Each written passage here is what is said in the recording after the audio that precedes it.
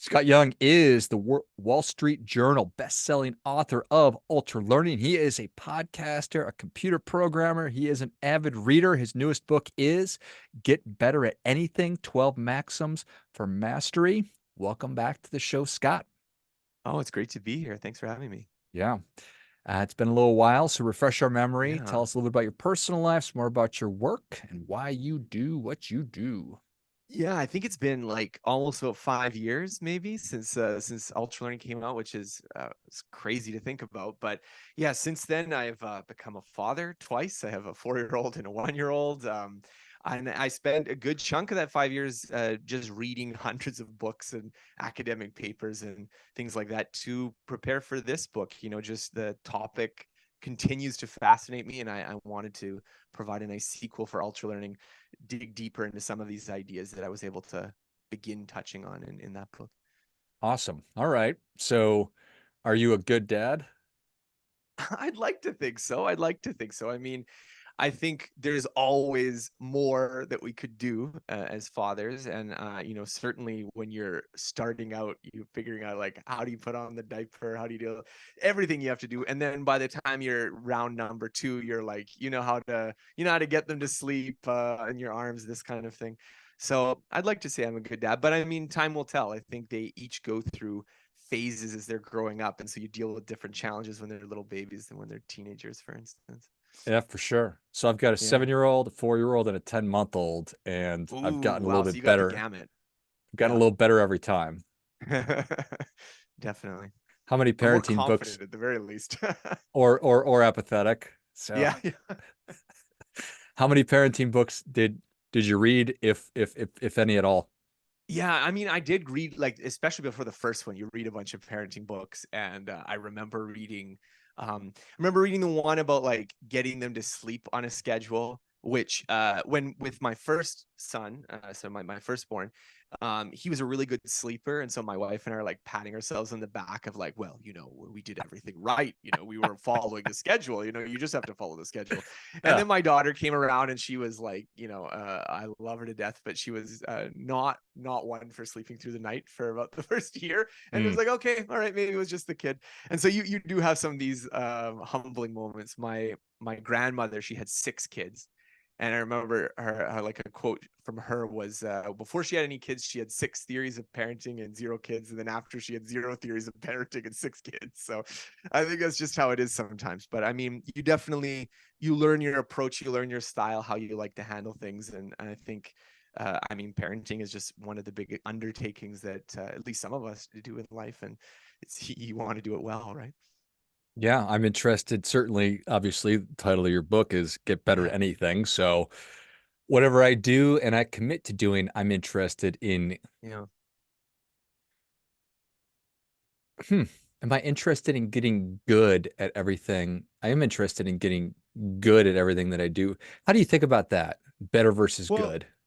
I mean, for me, part of the like, I mean, when you write books like these, you go through all these different titles, and you're like fine split these nuances of like, do I want to put the word mastery in the title? Because mastery can also be kind of like off-putting and like it's too big. Or do you want to put learning, but learning sounds too much like school? And so you go back and Mm, forth, and you're like, you have all these like endless conversations where you repeat the word so many times. It's like, if you say the word muffin, muffin, muffin, muffin, and then it just becomes sounds. So titling a book is a kind of like this weird process where you think about it more than almost anyone else does. And for me, the Get Better at Anything, the reason I was drawn to that title is because to me, the idea of mastery, or the idea of like reaching the apex of a profession. I mean, there's been lots of books written like that. Anders Ericsson wrote the book Peak, very good book, but it's like peak, clearly the top. This is the best, right? And the thing that I found from talking to people is that, the best is daunting, but being better is approachable. And I think hmm the only way you get to be the best is by just continually being better. And so they're not opposed goals, but I think better, it shows the sort of immediacy of what we're dealing with. And so in this book, I really wanted to focus on where you are right now, how do you get better? What's the next thing you need to do? What's the thing that you need to do to move forward? And that also brought out a lot of interesting ideas of the research too, because there's a lot of research showing that like what works well when you're a beginner doesn't work as well when you're an expert. And so if you're reading a book that's like, how do you, be better than Tiger Woods at golf, it's going to focus on a different set of advice than like, I'm a real duffer on the green. How do I get a little bit better at golf so I'm not embarrassing myself at the business meeting or something? And so I wanted this book to be more in the line of for someone who has a skill, could be their work, could be hobby, could be just something they care about. How do you get better? How do you get past that sort of stuck point? I wanted it to focus on that. Well, I appreciate that. So your book is a beautifully written, clearly well-researched book. Well, thank you.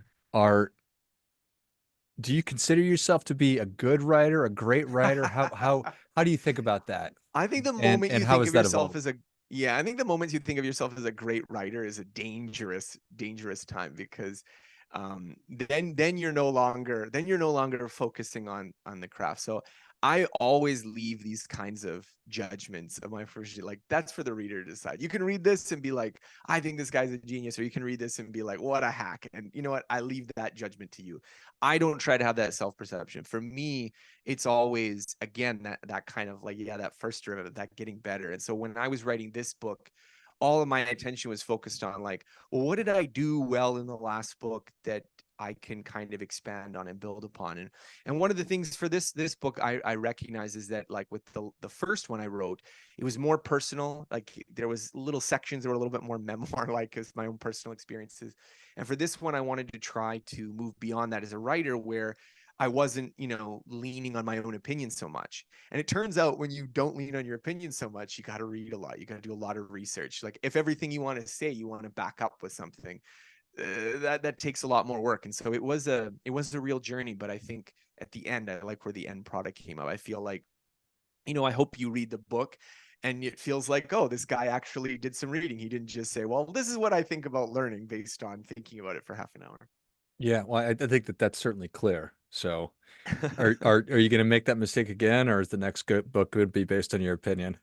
I don't know. I don't know. I don't know whether it's a mistake. It's a different I'm just style, kidding, like I like the personal memoirs too, but I think just when you're writing, you decide like this is my vision for how I want to do it, and then you work on it. So yeah, no slight to the people who, they've been through some interesting things and they want to say what they think.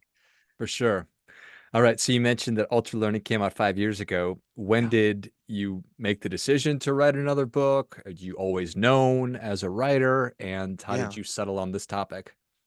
I mean, I don't know. I think writing a book and then publishing it, like there's something kind of addicting about that. I know very few people that wrote a book, unless it went like just it was a complete disaster. They're like, oh, I never want to write another book again. Even if it was like really painful, you're just like, oh no, I want another one.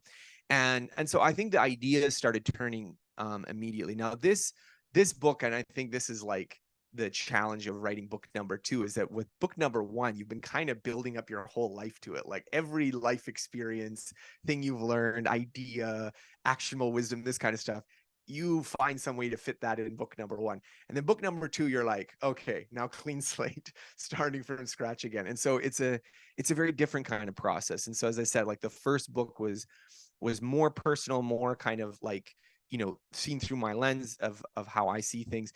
And this book was a little bit more like, what are the things I'm missing? What are the things that I don't understand? And so again, I started doing research. The book went in many different directions until it crystallized and like, okay, this is the framework of like how I want to make sense of it. And I it's a very interesting process working on a new book where you're like, okay, I don't want to just be repeating myself and just saying the same things over and over again. Yeah, I appreciate that. I I got this phrase stuck in my head of, well, I don't even know if it's a phrase. I've spent some time thinking about Yeah. the throwaway line of just do it.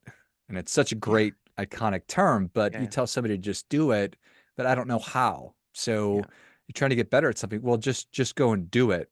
So I Yeah. love your book so much because it does break it out into You need to be able to see it happen. You need to actually do Yeah. it. You need to get feedback. And then Yeah. you break out these 12 maxims. And you mentioned a minute ago, unless it was really painful, then you probably don't want to do it again. One of your Yeah. maxims deals with the value or the problem of difficult things. Yeah. So I wanted to sort of pull on that and hear more from you about, does getting better require sacrifice pain? Yeah, I mean, it's interesting. So I definitely think learning requires effort. So getting good at something requires attention and effort.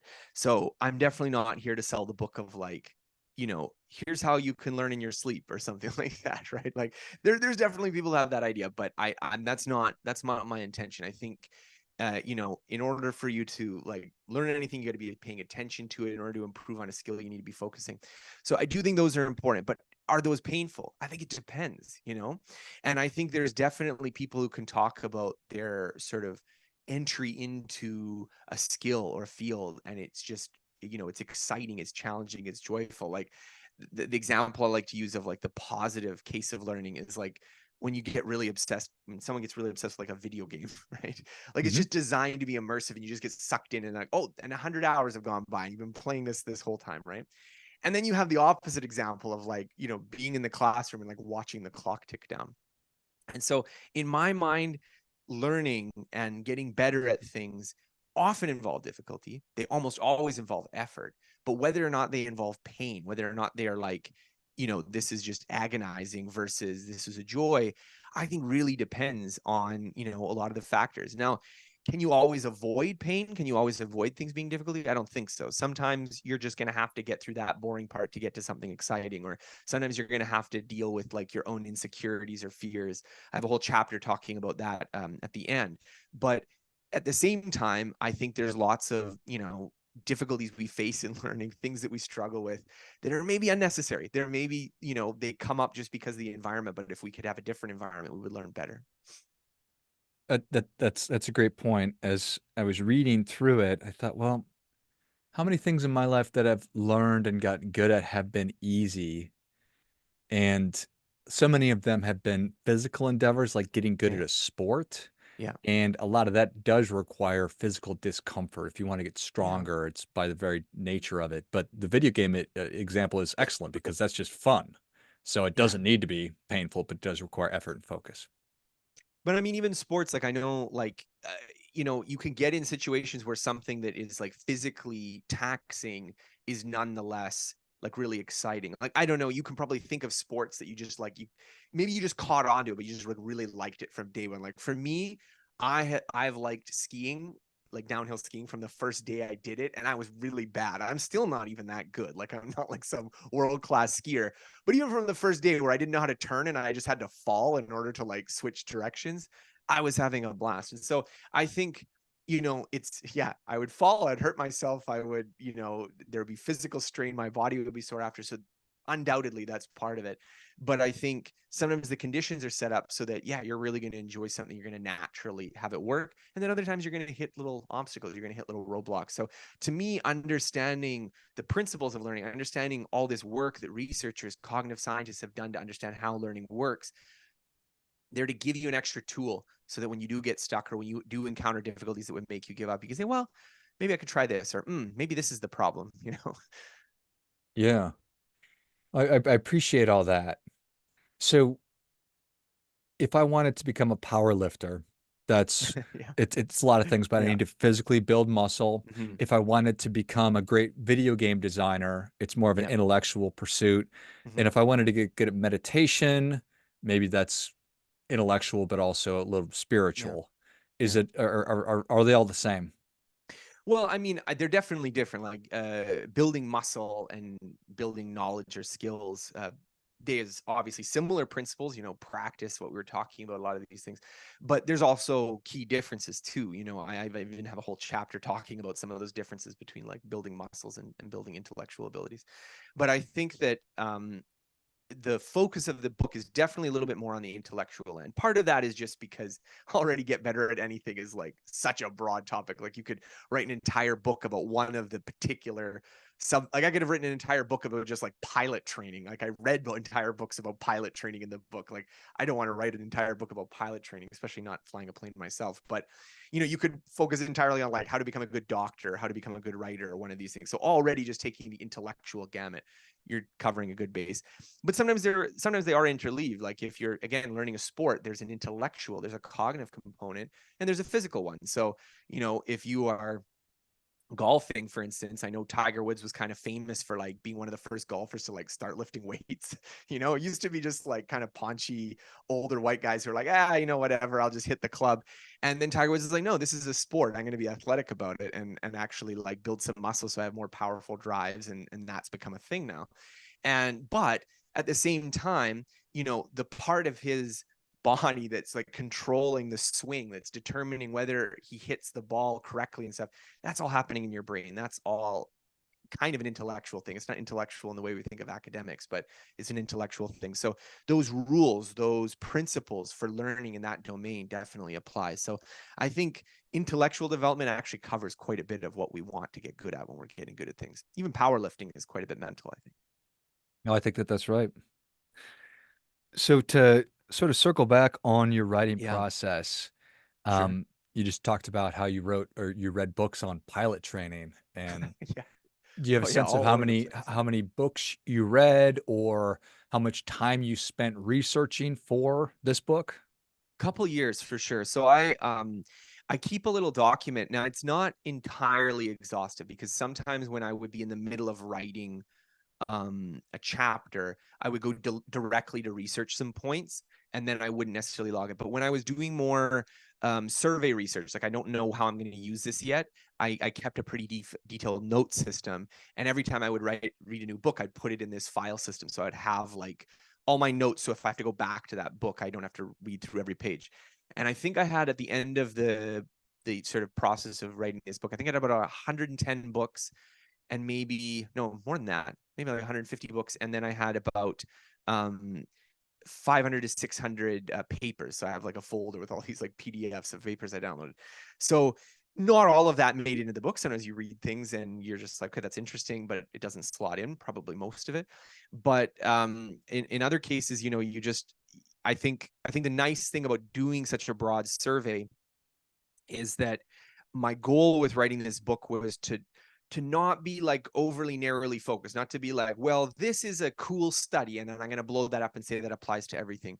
Instead, to be like, here's a theme that you can see in like these 3 different places and this is how the picture fits together. So one of these central concepts that comes up early in the book is this idea of cognitive load theory and cognitive load, and like you can see it running through examples of people doing science fiction writing, and then also the pilot example, and then people doing poker playing and intuition. So you can see this kind of same sort of broad idea play out in different facets. And so that's what I was hoping to try to do with the book, is to synthesize what otherwise would be research in a fairly specific domain, a specific field, and bring it across so that, hopefully you can see the big pictures, between fields that maybe you wouldn't otherwise look into. Was it easy or obvious to come up with 150 books and 500 papers?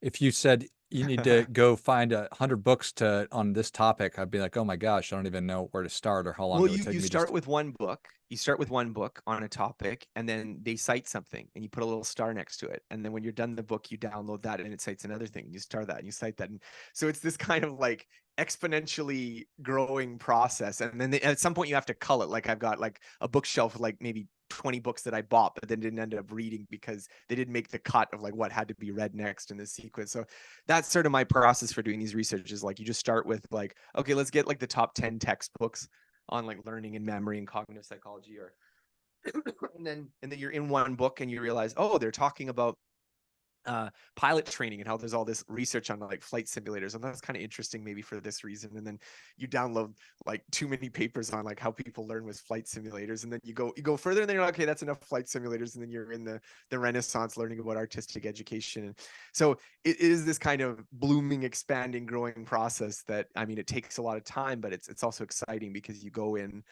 I remember reading a book that was talking about like how Pacific Islanders use mnemonic systems to like navigate the oceans. I'm like, you never would have thought of that if you had just started with like, I wonder how those outrigger canoes got across the ocean. But I mean, that's how you end up, right? Yeah, yeah. You start pulling those threads. And okay, so Yeah. it takes you however long it takes you to read that many books and to actually not just read, but then digest and everything Yeah. else. What about the actual act of writing? I mean, the writing, I find that like the problem with writing is that in some ways the difficult part is getting yourself to the point where you're ready to write. I mean, for this kind of book, I think there's definitely, I write a blog, and I have definitely written essays that have more of a like, well, here's an idea, and then I'm going to just start like free associating things that I think about that idea. But for this kind of book, the first challenge was like, what do I even think about this, right? So as I said, you read this wide variety of stuff, and then you have to try to be like, what is the major patterns? What is the major like important points? Like, what would I want to distill from this idea, and what's interesting too? And then the writing part is, I think, this sort of refining process. So you're sort of like, okay, I know I want to write a chapter about, as I said, like I have a chapter where it's like, I know I'm going to talk about like poker players and how people get good at playing poker, right? But then you're like, I don't have enough detail of to like make this flesh out of it. So then you buy a few books reading about the history of poker and this kind of stuff, and you go back and forth and sculpt it until you get to a point where you feel like you don't need to add anything. You've said what you want to say. So I definitely think the approach to writing that I took, at least for this book, was, for every paragraph I wrote, there was probably like 100 times the amount of effort to like figure out what that was going to be in that book. Did you know that you were done at a certain moment, or was it always like somebody had to rip it out of your hands? Yeah. I mean, well, I knew I was done when it was the deadline to hand in my Ah, manuscript, but that's just a bit of a joke. But I mean, for me, after I'd written it, I was usually satisfied. It was just getting it to a place of writing. So there was like a lot of early drafts of the book where I was going in a different direction. So I like, when I began the research process, my bird's eye view of everything was different than, after like 100 books later, you see sort of like, this seems important versus this seems to be a minor thing, and then it shifts and this kind of stuff. And so, I mean, there's probably chapters of the book that I wrote like 5 or 6 times, because you write it one way and then you're like, wait a minute, no, this is actually a better example of this, and this kind of thing. And so, I mean, at some point you just pull it all together and you hope people like it as a book. But the sort of the process of assembling it, I think, that's the real intellectual work of like figuring out, what do I actually even think about this, and what is all of this stuff that I've read, what is it saying to me? yeah. Well, I love it. Well, I know that you've got your work cut out for you as the book is now live and in the world, so I'm sure that you've got a very full dance card. What is next? Well, I mean, I don't know. Obviously, right now I'm very much focused on getting word out this book that I've spent, a number of years of my life putting together. But I think for me, I'm excited to go back to practice. Like, I'm excited to, I've been spending so long writing and thinking about the ideas. And I mean, as you know, from like ultra learning, I kind of got my start less theoretically oriented, but like learning skills and trying to abstract from that. So I'm excited to return to that. I'm excited to go back to like, okay, I've spent so long learning this, doing another big project, doing something where I might try to get better at something myself that's important. So I think I'm hoping that people who read the book are in the same frame of mind that I am, of, okay, how do we use this? Let's put it to work. Love it. Yeah. Well, Scott, thanks so much for coming back on. Thank you for all of your work in bringing Get Better at Anything to life. Where can people get their copy, and how can they learn more about you? Yeah, sure. Well, the book is available Amazon, Audible, wherever you get your books from. They can also check out my website, scotthyoung.com. I have a free newsletter there. I've got tons of essays on learning habits, productivity, self-improvement, all these kind of topics. So, if you've enjoyed this, you want to dig a little deeper into some of the ideas, then feel free to go there. Thank you. Love it. Well, if you enjoyed as much as I did, show Scott your appreciation, share today's show with a friend who also appreciates good ideas. Get your copy of Get Better at Anything, wherever you buy your books, certainly Amazon. I will link that in the notes of the show. And again, it's Get Better at Anything, 12 Maxims for Mastery. And then go to scotthyoung.com. And I can 100% attest to the quality and the readability and the insight of the blog. It is an awesome and must read every time. Thanks again, Scott. Thanks for having me. Till next time, remember, do your part by doing your best.